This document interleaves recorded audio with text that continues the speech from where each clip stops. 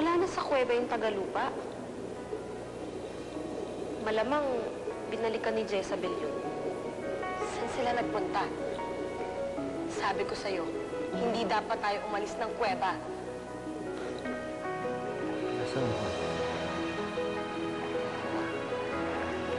Sa ka ba, Anghel? Anghel? Patay na ba ako? Hindi! Buhay ka! Nakita kasi kita na may sugat ka sa ilalim ng dagat, kaya niligtas kita. Pangit ka sa akin. Oo. Pero Bola, malay mo, bumalik lang dun si Jezebel para ilibing yung lalaking Tagalupa. Hindi. Buhay pa siya. Nararamdaman ko. Kasama ni Jezebel ang Tagalupa. Ang lalaking iniibig ko. Pwisit siya. Kung akala niya, nakalusot na siya, nagkakamali siya. Hindi ako titigil hanggat hindi siya napaparusahan. At ang Tagalupa, magkikita pa kami muli. At magiging akin lang siya. Pinapangako ko yan, Susie.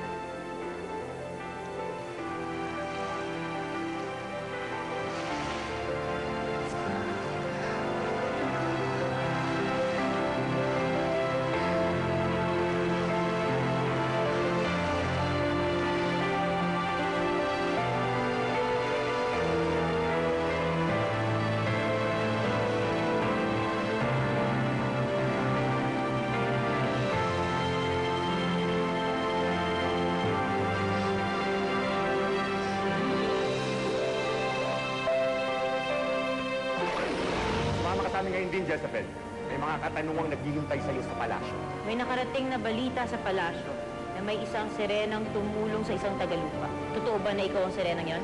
Ako nga po ang sirenang tinutukoy nyo. Pero hindi ko po pinagsisiyan ng ginawa ko.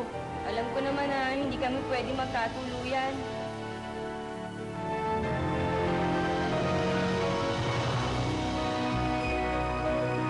Hindi ko siya pwedeng kalimutan dahil iniibig ko siya.